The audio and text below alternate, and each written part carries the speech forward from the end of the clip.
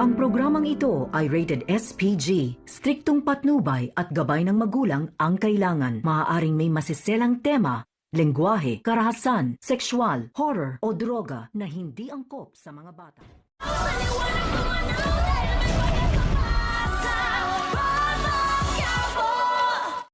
Narito na nga ang mga dapat nating aabangan ngayong gabi sa APJ's Batang Quiapo.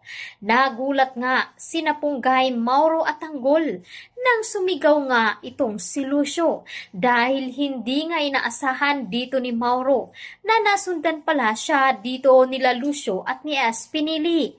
At inamin na nga dito ni Mauro kay Tanggol na nakakuha nga ito ng ebidensya at nagtatrabaho nga ito kay Vice Mayor Roberto Guerrero. Kaya nagulat itong si Punggay. Ginawa lamang daw dito ni Mauro upang makaganti sa ginawa ni Roberto noon sa kanya at sa kanyang pagkakakulong ng 2 taon. Samantalang dito na nga ay nagkaputukan na at unang natamaan itong si Linda. Napaiyak nga si Punggay at Dimples habang nagtatago naman ang mga ito. Pilit naman na nilalabanan nila ni Punggay, Tuna at ni Tanggol.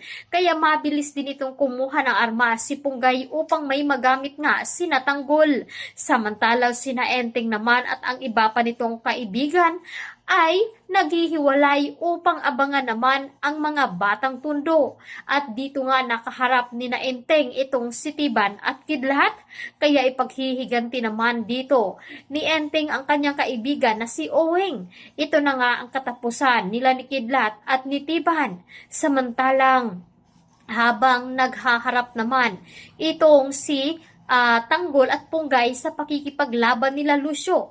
Napasigaw na lamang si Punggay nang makita niya na natamaan pala itong si Mauro. Agad niya itong nilapitan at sinabi naman dito ni Mauro sa kanya na kailangan niyang puntahan at iligtas ang kanyang sarili upang maipakita at makuhang ebidensya at ito nga ang magpapalaglag sa mga gerero. Kaya tutukan natin ito ngayong gabi. Tuluyan na nga bang magpapaalam si Lucio at Espinili kasama ang mga batang tundo, kaya abangan.